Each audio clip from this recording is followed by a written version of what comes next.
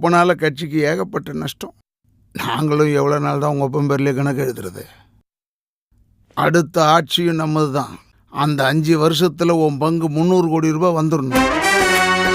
அதுக்கு மேலே ஓட்டுறமே நீ பார்த்துக்க. தலைவரே, இதை நான் வன்மையாக கண்டிக்கிறேன். கண்டிச்சுக்க. இப்போ யாரையா உன்னை கேட்டா? 300 கோடி முடியுமா?